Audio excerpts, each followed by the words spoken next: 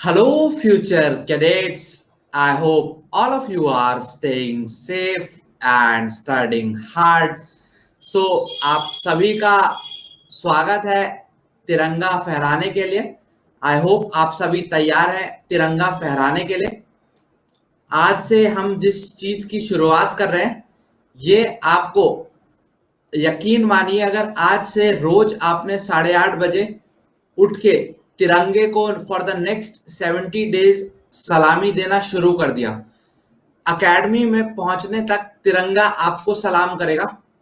आपके जज्बे के लिए, आपके जुनून के लिए और आपके हार्डवर्क के लिए। So I welcome all the students who have joined us for today's session. मैं हर किसी स्टूडेंट से रिक्वेस्ट करूंगा, इल्तिजा करूंगा कि आप सेशन को शेयर कर दें अपने दोस्तों के साथ, बिकॉज ये जो आज चीज शुरू हो रही है, this has not happened in the online space for a long time. आज से जिस चीज की हम शुरुआत कर रहे हैं, ये क्रैश कोर्स होगा एंटायर जीएटी के लिए। ये पूरा का पूरा जीएटी का एक क्रैश कोर्स आपका होने वाला है, जिसमें ना सिर्फ आपके कोर कॉन्सेप्ट्स डिस्कस किए जाएंगे, उसके अलावा एमसीक्यू के माध्यम से हम क्वेश्चंस को प्रैक्टिस भी करेंगे, ताकि आपको पता लग जाए जो आज क्लास में पढ़ा है वो आप सभी। Would request all the students, थोड़ा सा बफर होगा गाइस, क्योंकि हम संख्या में ज्यादा मौजूद हैं। इसको आदत नहीं है, कुछ दिनों में इसको भी आदत हो जाएगी ये देखने की कि स्टूडेंट कितने मोटिवेटेड है, कितने जुनून से भरे हुए हैं कि इतनी ज्यादा संख्या में आते हैं। सो इसको भी आदत हो जाएगी। आज पहला दिन है इसका, तो थोड़ा इसको झेलने में हो सकता है इशू थोड़ा बहुत, बट आगे नहीं होगा। सो कैप्टन तिरंगा जीएटी का मसीहा आपके सामने हाजिर हो चुका है। कैप्टन तिरंगा पे अगर आपने कैप्टन तिरंगा वॉरफील्ड अब करीब आ चुकी है गाइस, एग्जाम अब करीब आ चुका है। अब किसी के पास कोई रीजन नहीं होना चाहिए एक्सक्यूज देने का। There should be no reason to give any excuse कि सर मैं प्रिपेयर नहीं कर पाया बिकॉज मैं गरीब हूं, मैं कोचिंग अफोर्ड नहीं कर सकता। जीएटी का entire course for free captain तिरंगा आपको दे रहे हैं, and this is the best quality content. कई जगहों पे इवन पेड कोर्सेज में ऐसा कंटेंट नहीं होता जो आपको कैप्टन तिरंगा देने वाला है। ठीक है,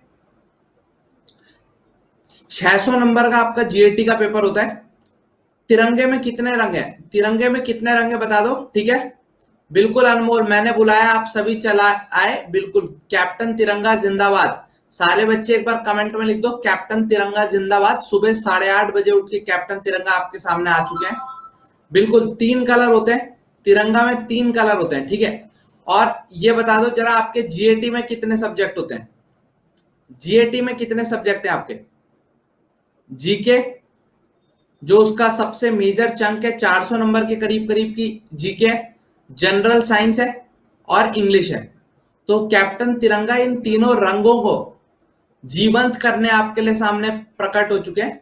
all the 3 subjects would be covered, you don't have to worry. मैं आपको शेड्यूल भी बता दूंगा कैसे हमें प्रिपेयर करना है, कैसे हम चलेंगे, ताकि आपको कोई डाउट ना हो। बस एक ही आपसे रिक्वेस्ट है कि अगर कैप्टन तिरंगा आपके लिए इतना सारा कंटेंट लेके आ रहे हैं, तो आप फटाफट से जो आपकी स्क्रीन पे शेयरिंग का लिंक आ रहा है उसको अलग अलग फेसबुक, टेलीग्राम, इंस्टाग्राम, व्हाट्सएप सब जगह पे शेयर कर दो, ताकि जिन बच्चों को नहीं पता क्लास लाइव हो चुकी है वो भी सेशन के साथ जुड़ जाए। रिवीजन के लिए टिप्स भी बताऊंगा, पढ़ना कैसे, कैसे इसका मैक्सिमम एडवांटेज उठाना है कैप्टन तिरंगा के ज्ञान का, वो सब मैं बताने वाला हूं अभी आपको। तो ध्यान से सुनिए। ठीक है, सबसे पहले देखो, आज से जो हम स्टार्ट करेंगे वो फिजिकल ज्योग्राफी से स्टार्ट करेंगे।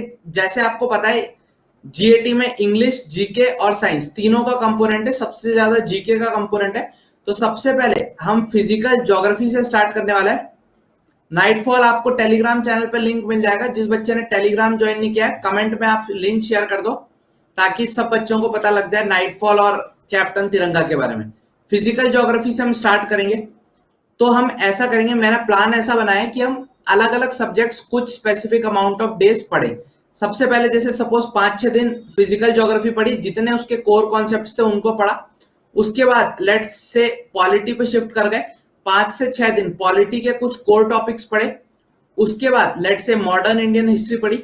उसके बाद दोबारा से लेट से पॉलिटी पढ़ी, फिर इंडियन ज्योग्राफी पे आ गए, फिर एंशिएंट हिस्ट्री पे आ गए, फिर करंट अफेयर्स की तब तक प्रचंड हो जाएगी, क्योंकि ये बहुत ही साइंटिफिकली मैंने प्लान किया हुआ है। मैंने बताया हुआ है आपको जुलाई के 2nd वीक में प्रचंड आ जाएगी। तो पहले आप यूट्यूब पे प्रचंड की क्लासेस कर लेंगे, उसके बाद क्विज करंट अफेयर्स की और रिवीजन हम ऐप पे करेंगे इसी सीरीज में।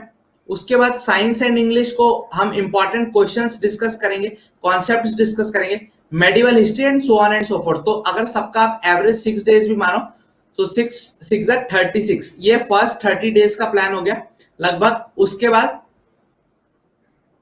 ओके ये तो 9 दिन, तो ये फर्स्ट हो गया, ये 9 हो गए, 54 डेज के करीब का प्लान हो गया। इसमें आप कैसा परफॉर्म करते हैं, इसके बाद मैं आगे का एजेंडा उसी हिसाब से रिवैम्प करके बनाऊंगा ताकि एग्जाम आपका क्रैक हो जाए, ठीक है। बिल्कुल, अगर आप इसको एफिशिएंटली फॉलो करते हैं, इसके साथ स्टिक करते हैं, इस पर ट्रस्ट दिखाते हैं, तो definitely it is going to help you a lot, ठीक है।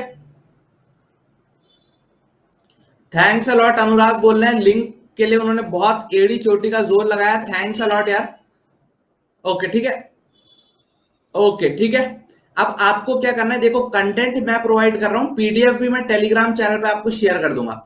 जो बच्चे पीडीएफ को लेके ललायित रहते हैं, टेलीग्राम चैनल है @ssb_success, वहां पे आपको पीडीएफ में शेयर कर दिया करूंगा सेशन की। मेरी आपसे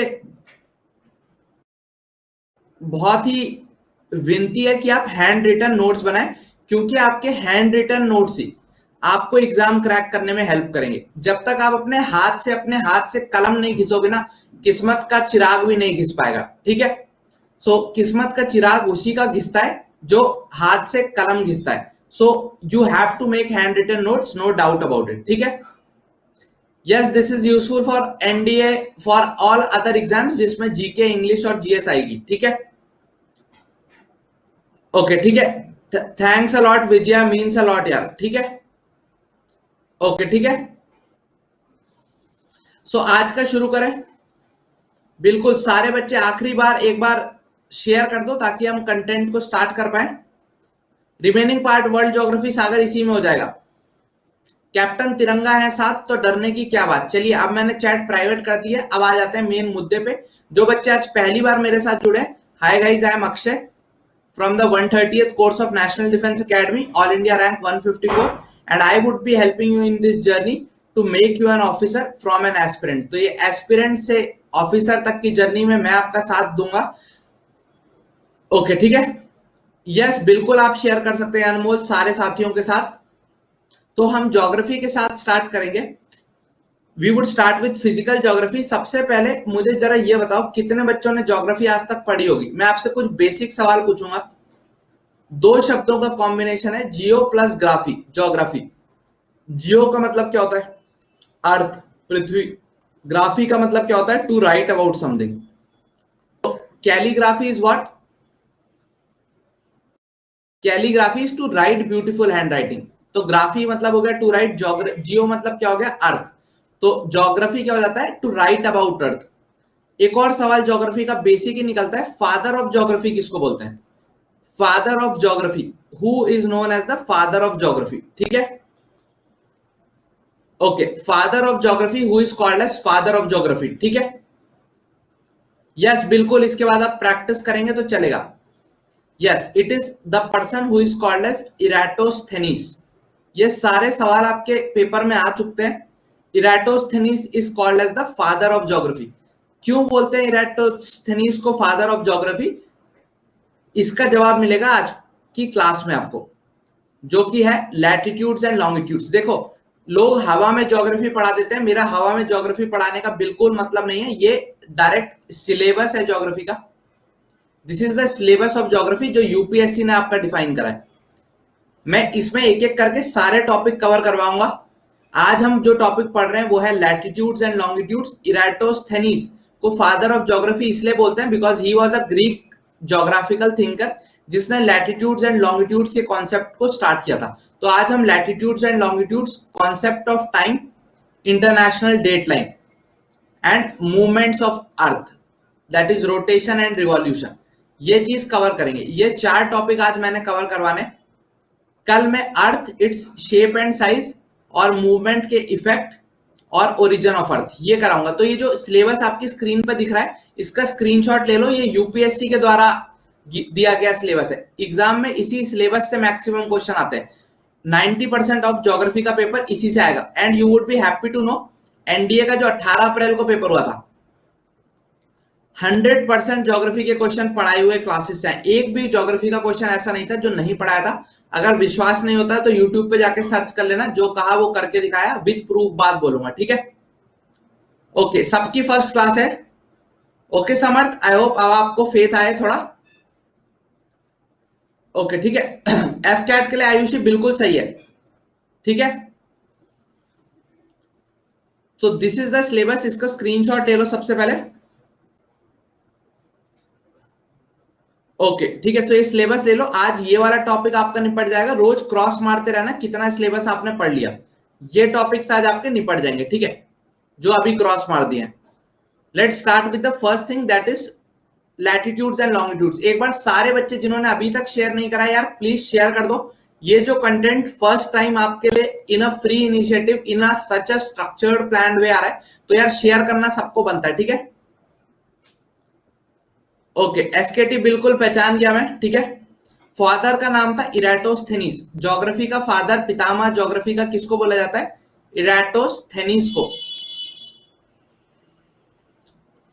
क्यों बोला जाता है? क्योंकि ये लैटिट्यूड और लॉन्गिट्यूड का जो कॉन्सेप्ट था, दिस वाज गिवन बाय इराटोस्थेनीस, ठीक है। हिंदी इंग्लिश का मिक्स रहेगा, डोंट वरी, ठीक है। नोट्स जो भी इंपॉर्टेंट बताता रह रहा हूं उसको नोट करते रहना। देखो, पृथ्वी आपको पता है कैसा शेप है, what is the shape of earth? Earth is geoid shape या एलिप्सॉइड शेप भी कई बार बोला जाता है। यानी अर्थ जो है एक तरीके से, जैसे आपने कभी नारंगी या संतरा देखा है, उस तरीके का है। दैट इज, इसके जो एंड्स हैं ये फ्लैट है, the ends of the earth are flat, और इसका रेडियस इक्वेटर पे, इस जगह पे सबसे ज्यादा है, इस जगह पे जैसे जैसे आप जाएंगे रेडियस कम होता जाएगा। सो अर्थ का कुछ ऐसा शेप है। अब अगर मैं आपसे पूछूं यार तुम कहां रहते हो, अगर मैं तुमसे पूछूं भाई तुम कहां रहते हो, तुम क्या बोलोगे? अरे वो जो पनवाड़ी की दुकान है उससे बाएं मुड़ना, उसके बगल में जो कूड़ा पड़ा रहता है उसके बगल में मेरा घर है, ठीक है। सो क्या बोलोगे आप? ऐसे ही अपने घर को रेफर करोगे, you would need a reference system. अगर आपको कभी भी कोई लोकेशन सजेस्ट करनी है किसी को, आप कैसे कर सकते हो location suggest? If you have a reference system. तो एरास्टोथेनीस को भी ये लगा यार एक रेफरेंस सिस्टम होना चाहिए। क्यों? क्योंकि काफी सारे ग्रीक सेलर्स होते थे जो एक जगह से दूसरी जगह जाते थे। जब वो एक जगह से दूसरी जगह जाते थे तो वो कैसे बता पाए किसी और को अपने दिल की भावनाएं, कि मैं वहां गया था, वहां जाके मुझे बहुत मजा आया। आपको लोकेशन तो स्पेसिफाई करनी पड़ेगी ना, तो ये लोकेशन कैसे रिफर की जाए, इसके लिए रेफरेंस सिस्टम इराटोस्थेनीस ने डिजाइन किया था, जो लैटिट्यूड्स एंड लॉन्गिट्यूड्स होता है, ठीक है।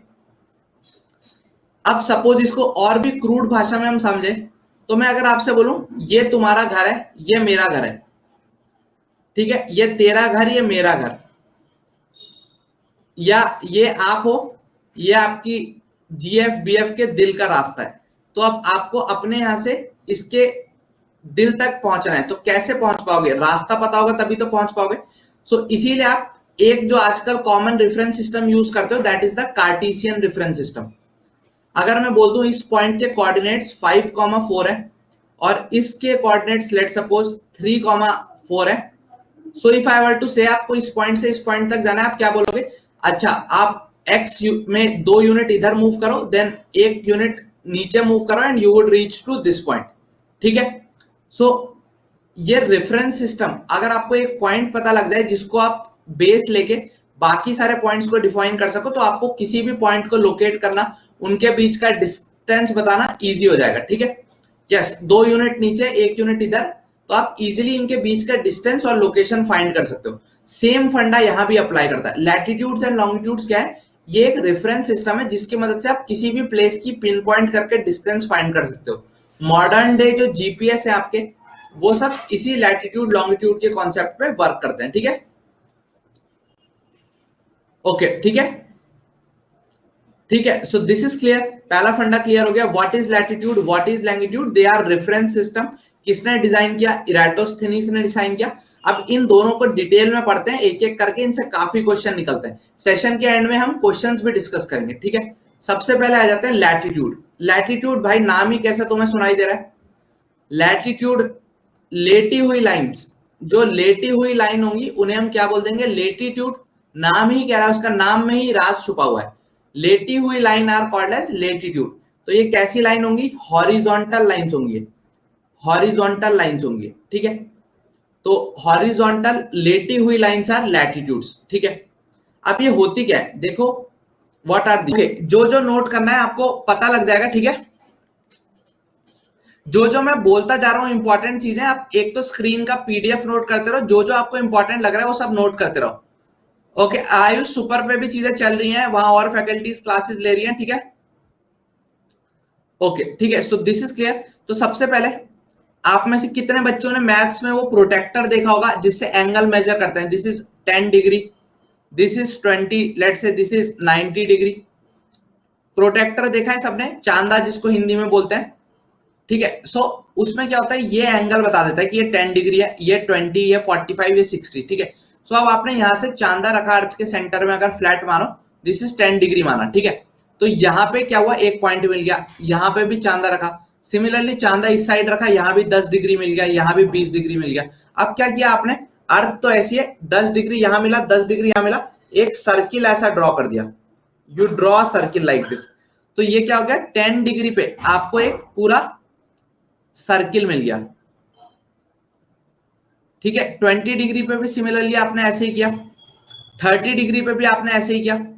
सपोज यहां अब सदर्न हेमिस्फीयर में गए, 60 डिग्री पे आपने ऐसे ही किया, 60 डिग्री का एक पॉइंट यहां मिल गया, 60 डिग्री का एक पॉइंट यहां मिल गया, इनको ज्वाइन करके आपने ऐसा एक सर्किल बना दिया, ठीक है। तो ये जो लाइन रेखा इस तरीके से बन रही है, ये क्या हो गई, लैटिट्यूड्स। तो अब मुझे एक चीज बताओ, अब जरा अगर आपने ये कॉन्सेप्ट समझ गए, सारे आंसर मैं आप ही से निकलवाऊंगा, ठीक है, आपके अंदर से आंसर निकलवाऊंगा ताकि कॉन्सेप्ट बैठ जाए। Geography is just like your first love. एक बात ध्यान रखना, ज्योग्राफी आपके पहले प्यार की के तरीके से होती है। अगर प्यार अच्छा है तो जिंदगी भर उसको नहीं भूलोगे, यू वुड नेवर, चाह के भी भुला नहीं पाओगे ज्योग्राफी के कॉन्सेप्ट्स को, just like your first love. जैसे पहले प्यार को भुला नहीं सकते चाह के भी, वैसे ही ज्योग्राफी का कॉन्सेप्ट एक बार दिमाग में बैठ गया तो कभी नहीं भूलोगे, ठीक है। ओके सही है। सो अब बताओ मुझे, यहां से हम कहां तक जा सकते हैं? अगर मैं इसको 0 डिग्री बेस मान लूं तो यहां से हम कितने डिग्री तक जा सकते हैं? ये नॉर्थ हो जाएगा, ये तो ओके सही है। थोड़ा सा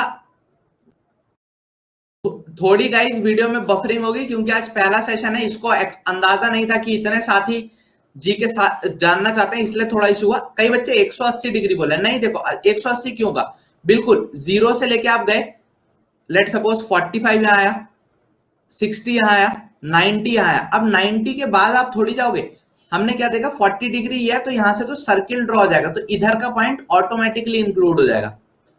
सो जीरो से लेके आप कहां तक पहुंच सकते हो, 90 डिग्री तक, 0 से 90 डिग्री तक you can reach. Similarly southern hemisphere में आप कितने तक जा सकते हो, सदर्न हेमिस्फीयर में आप कितने तक जा सकते हो, सेम 90 डिग्री तक, ठीक है, 0 से 90 डिग्री तक। तो अगर अब मैं आपसे पूछूं इंटीजर वाले लैटिट्यूड्स की वैल्यू कितनी हो सकती है, what is the value of integer latitudes? ये अगर 0 डिग्री था तो यहां 90 डिग्री तक गए, 1 2 40 90 80 90 तक गए, यहां भी 90 तक गए। अब देखो अगर मैं आपसे पूछूं 0 से लेके 3 तक कितने नंबर होते हैं, how many digits would be between 0 and 3? तो 0 1 2 एंड 3, 4 डिजिट हो जाएंगी, 4, ठीक है। सो 0 से 90 के बीच में कितनी हो जाएंगी, 91। यहां 0 से 90 के बीच में कितनी हो जाएंगी, 91। तो टोटल कितना हुआ, 91 प्लस 91 दैट इज 182। बट क्या गलती हो गई, यहाँ जीरो हमने दो बार काउंट किया है, एक बार ऊपर जाते समय एक बार नीचे जाते समय, तो एक ही बार काउंट करना चाहिए था, तो -1 कर देंगे। तो total number of integer latitudes कितने होंगे, 181। अब आपको अगर निकालना आ गया तो आपको ये रटने की जरूरत नहीं पड़ेगी कि ये 181 होते हैं कि कितने होते हैं, ठीक है। बिल्कुल no issues Deepak, better late than never, 181 is the correct answer, ठीक है। ओके सो 181 लैटिट्यूड की लाइन हो गई, तो लेटी हुई लाइन कितनी हो जाएंगी, 181। 0 से लेके 90 तक नॉर्थ में, 0 से 90 लेके साउथ में। तो कई बार इस बार एनडीए में क्वेश्चन आया था, उसमें नॉर्थ और साउथ आपको दिया था और लॉन्गिट्यूड पूछा था। तो नॉर्थ और साउथ तो हमें पता लग गया लैटिट्यूड के लिए, ठीक है। जब भी आप नॉर्थ या साउथ डायरेक्शन की बात करोगे you are talking of latitude. Okay, ठीक है। लैटिट्यूड अनिकेत बोल रहे हैं पहली बार समझ में आया। तो यही है, यही ऐसे ना, ये कंसेप्ट समझने होते हैं, इनको रटना नहीं होता है। अभी इसको एकदम ऐसा फील करा दूंगा, दिल के अंदर धड़कने लगेंगे लैटिट्यूड लॉन्गिट्यूड, ठीक है। ओके, ठीक है, ओके, ठीक है। लैटिट्यूड का पहला फंडा क्लियर हुआ, कितने हैं लैटिट्यूड, क्या है। अब और बात करते हैं इसकी, ठीक है। अब मुझे बताओ जरा, इन सब में ये जो गोले बना रहे हैं, गोले हम सबको वैसे ही बहुत पसंद है, हम पहले भी चर्चा कर चुके हैं नाइट फॉल में कि आप सभी को गोले कितने पसंद है। तो इन सब में सबसे लंबा गोला कौन सा होगा, सबसे लंबा गोला कौन सा होगा। ये 0 डिग्री है, और यहां पे टॉप पे पहुंचोगे तो एक जस्ट पॉइंट लोकेटेड होगा। टॉप पे पहुंचोगे जस्ट गोला इतना छोटा हो जाएगा कि एक बिंदु के समान होगा। यस, जहां से हमने चलना शुरू करा था 0 डिग्री से, वो वाला गोला सबसे लंबा होगा। ये वाला गोला सबसे लंबा होगा, जैसे जैसे ऊपर जाते रहेंगे गोला छोटा होता जाएगा। ओके, ठीक है। सो सबसे पहले, क्या ये गोले सबकी लेंथ सेम है, answer is no. Length decreases as we move from equator towards the pole. ये जो 0 डिग्री वाला गोला है, इसको हम इक्वेटर नाम देते हैं। ये जो 0 डिग्री पे गोला खींचा है, जहां से हमने रेफरेंस पॉइंट लिया है, इसको हम एक नाम देते हैं, that is called as equator, या इसको एक और नाम से जाना जाता है, that is called as great circle. ठीक है। तो 0 डिग्री वाले गोले की लंबाई सबसे ज्यादा होगी, it is that is why called as great circle, इसकी लंबाई सबसे ज्यादा। ठीक है। अब जैसे जैसे आप पोल्स की तरफ जाओगे, इसकी लंबाई डिक्रीज होती रहती है। So the length of latitude decreases as we move from equator towards the pole. ठीक है, ठीक है। So this is clear. ये क्वेश्चन एनडीए में बिल्कुल आ चुका है रवि। यस, जो भी मैं पढ़ा रहा हूं ये सब एनडीए, सीडीएस, सीएपीएफ, एफकैट में आएगा। मान के चलो, बाद में आप मुझे पेपर के बाद कहोगे कि सर जो आपने पढ़ाया वही आया। हर साल होता है ऐसा, इस साल भी होगा, चिंता मत करो। ठीक है, नॉक ऑन द वुड्स कह देता हूं, टच वुड, पता चले नजर लग गई। ठीक है। सो ठीक है, so this is clear. Latitude की लेंथ जैसे आप इक्वेटर से पोल्स में जाओगे डिक्रीज हो रही है। देख के ही हमें अंदाजा आ रहा है, ये रटने की जरूरत नहीं है। दूसरा, एक और चीज देखते हैं, ये जो लैटिट्यूड है, क्या ये आपस में एक दूसरे से टकरा रहे हैं, क्या इनकी आपस में टक्कर हो रही है, are they colliding with each other, क्या इनकी आपस में टक्कर होती हुई नजर आ रही है, बिल्कुल नहीं।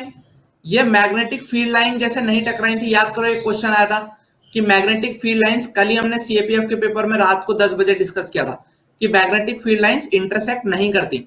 सिमिलरली लैटिट्यूड की लाइंस भी डिक्रीज नहीं, इंटरसेक्ट नहीं करती। अब जब कोई भी लाइन इंटरसेक्ट नहीं करेगी, such lines are called as what, दो लाइन अगर इंटरसेक्ट ना करें, इसका मतलब वो क्या है, पैरेलल। इसलिए जैसे आपका घर का नाम कुछ और होगा, स्कूल का नाम कुछ और होगा। ठीक है, पता चले घर का नाम है आपका मोनू, बाहर नाम है मोहनदास। सिमिलरली इनका ऑफिशियल नाम है लैटिट्यूड और घर का नाम है पैरेलल। तो अगर आपसे पूछा जाए पैरेलल क्या है, तो parallel are nothing but latitudes. ठीक है। अब एक और चीज यहां पर निकल के आती है, ये जब पैरेलल है तो क्या इनके बीच का डिस्टेंस कांस्टेंट रहेगा, लाइंस पैरेलल है तो इनके बीच का जो डिस्टेंस है वो डिस्टेंस कांस्टेंट रहने वाला है। दो पैरेलल लाइंस के बीच का डिस्टेंस हमेशा कांस्टेंट रहता है, तभी तो वो पैरेलल है, बिल्कुल कांस्टेंट रहेगा। तो उसकी लंबाई कितनी होगी, 111 किलोमीटर। तो दो लैटिट्यूड्स के बीच की डिस्टेंस कितनी होती है, 111 किलोमीटर। ठीक है, 111 किलोमीटर दो लैटिट्यूड्स के बीच की पैरेलल डिस्टेंस होगी। ठीक है, इतना क्लियर हो गया। अब एक और चीज देखते हैं, ये जो लैटिट्यूड्स हैं इनको स्पेशल नाम दिए जाते हैं। These latitudes are given certain special name. What are these special names, कुछ लैटिट्यूड्स के स्पेशल नेम है। जैसे 0 डिग्री लैटिट्यूड जो होगा उसको हम क्या नाम देंगे, इक्वेटर या ग्रेट सर्किल।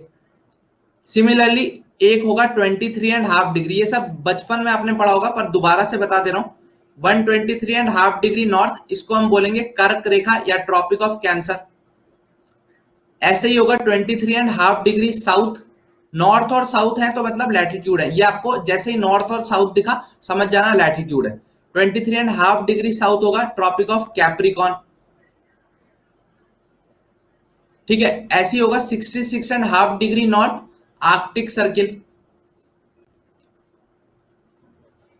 66.5 डिग्री साउथ होगा एंटार्क्टिक सर्किल। ठीक है, ओके ठीक है। अब यहां पे एक और सवाल आपके एग्जाम में आएगा कि आपको बताना होता है ये कौन सी कंट्री से पास हो रहा है। ट्रॉपिक ऑफ कैंसर कौन सी कंट्री से पास हो रहा है, कैप्रिकॉन किससे पास हो रहा है, इक्वेटर किससे पास हो रहा है, हमारे इंडिया से कौन सी लाइन पास हो रही है, ये सब आपको याद होना चाहिए। ये मैं बताऊंगा अभी आगे आपको। ठीक है, तो ये चीज क्लियर हो गई। दूसरा नाम है ग्रेट सर्किल। ठीक है, ओके ठीक है, ये फंडा क्लियर हो गया। इतना फंडा क्लियर हुआ लैटिट्यूड का सबको।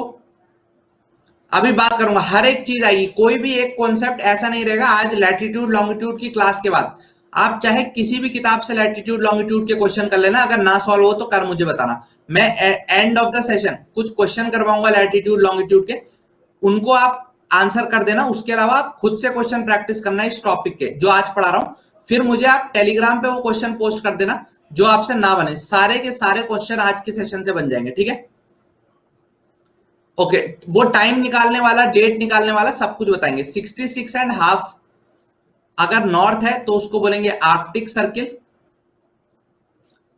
और 66.5 डिग्री साउथ है उसको बोलेंगे एंटार्क्टिक सर्किल। देखो ये क्रैश कोर्स है बेटा, तो यहां पे जितना भी एक्स्ट्रा इंफॉर्मेशन, इसमें ऐसा नहीं लगेगा कि आपको बहुत डिटेल में बताया जाएगा, जो एग्जाम में आने वाला है वही बताया जाएगा।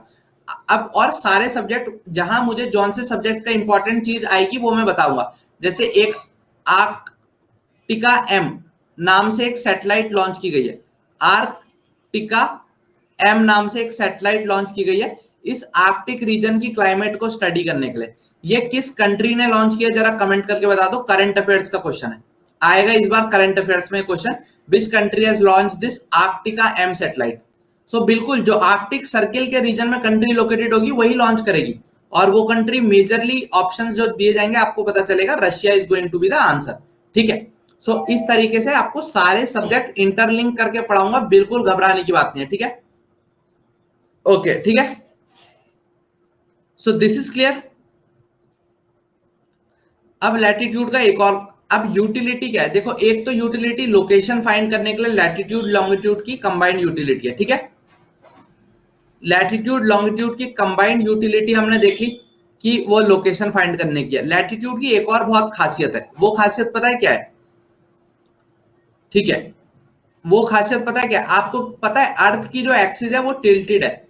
अर्थ is tilted in on an axis 23.5 degree earth का एंगल ऑफ टिल्ट है। तो अर्थ ऐसी सीधी नहीं है, ऐसी खड़ी होकर रोटेट नहीं करती, अर्थ ऐसी टेढ़ी होकर रोटेट करती है। ठीक है,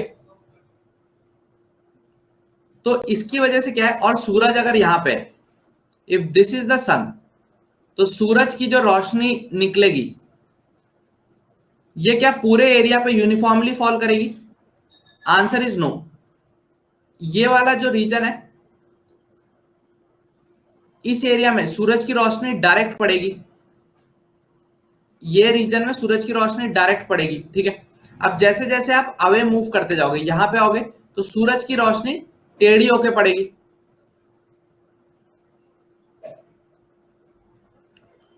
ठीक है, थोड़ी तिरछी होके पड़ेगी, और जो एकदम एक्सट्रीम एंड होगा आपका, जो एकदम एक्सट्रीम एंड है पोल्स के पास वाला रीजन, यहां पे तो हार्डली सूरज की रोशनी पहुंच पाएगी।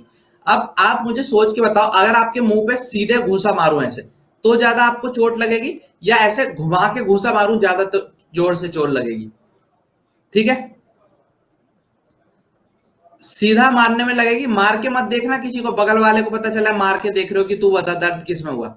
ठीक है, सो ये वाले रीजन में जहां सूरज की डायरेक्ट रोशनी पड़ रही है ये सबसे वार्म एरिया होता है। दिस इज द एरिया जहां पे सबसे ज्यादा सोलर इंसोलेशन डायरेक्टली फॉल कर रहा है। इंसोलेशन मतलब होता है सूरज की डायरेक्ट रोशनी। ठीक है,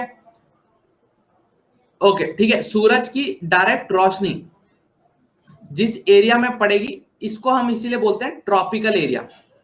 ये सबसे गर्म एरिया होगा, डायरेक्ट सनलाइट यहां पे पहुंच रही है, तो ये ट्रॉपिक्स के बगल में होगा। ट्रॉपिक ऑफ कैंसर और ट्रॉपिक ऑफ कैप्रिकॉन के बीच का एरिया जो होगा उसको हम ट्रॉपिकल एरिया बोलते हैं, या एक और नाम से जाना जाता है, that is called as torrid zone. Torrid zone या tropical area, it would be very very warm. दूसरा, ये वाला एरिया जहां पे ना एकदम टेढ़ी ना एकदम सीधी लाइनें आ रही हैं, इस तरीके के रीजन जहां पे मॉडरेट लेवल में लाइट गिर रही है, इसको क्या बोलेंगे? Temperate region. तो ये ना ज्यादा बहुत गर्म होगा ना ज्यादा बहुत ठंडा होगा। सो सच अ रीजन जो ट्रॉपिक ऑफ कैंसर से आर्कटिक सर्किल और ट्रॉपिक ऑफ कैप्रिकॉन से एंटार्क्टिक सर्किल के बीच में होगा, such regions are called as temperate areas. यानी 23.5 से 66.5 के बीच में जो होंगे they would be called as temperate areas. ठीक है। फाइनली टेम्परेट एरिया से पोल के बीच में जहां पे एकदम टेढ़ी लाइन आ रही है, नाम मात्र की लाइन आ रही है, उस एरिया को क्या बोल देंगे? Frigid zone. क्योंकि सूरज की रोशनी नहीं आ रही तो वो एरिया एकदम बर्फ की तरह ठंडा हो जाएगा। That is why that area would be called as frigid zone. ठीक है। इस सीरीज में कॉपन क्लासिफिकेशन भी करेंगे इंडियन ज्योग्राफी में। ठीक है।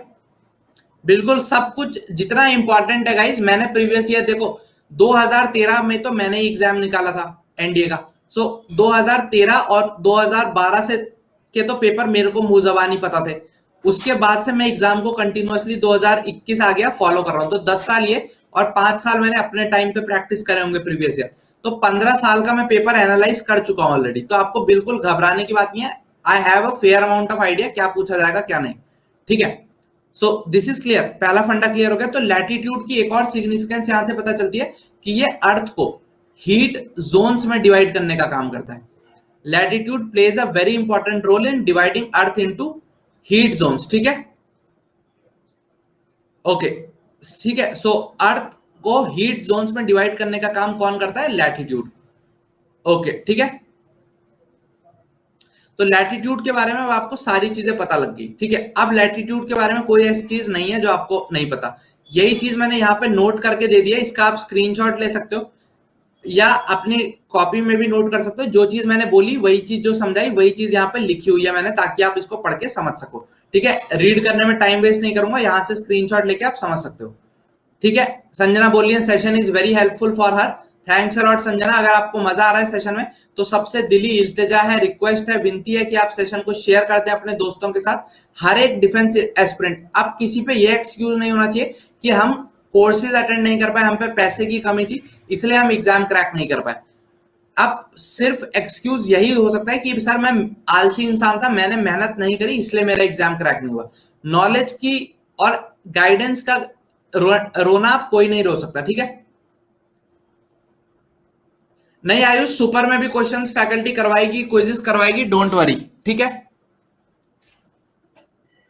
ओके। ठीक है। सो पीडीएफ में टेलीग्राम पे दे दूंगा। टेलीग्राम चैनल का नाम है @ssb_success। जिस बच्चे ने नहीं ज्वाइन किया है फटाफट से ज्वाइन कर लेना, वहां आपको पीडीएफ मिल जाएगी। बट मोस्ट इंपॉर्टेंट खुद के नोट्स बनाते रहो। ठीक है। ओके। लैटिट्यूड का फंडा क्लियर हुआ। अब यही सब यहां लिखा हुआ है। अब आ जाते हैं लॉन्गिट्यूड पे। ठीक है। Let's now move to longitude. ठीक है। लैटिट्यूड हो गया। अब आते हैं लॉन्गिट्यूड समझते हैं। ठीक है। What do we understand by the term longitude?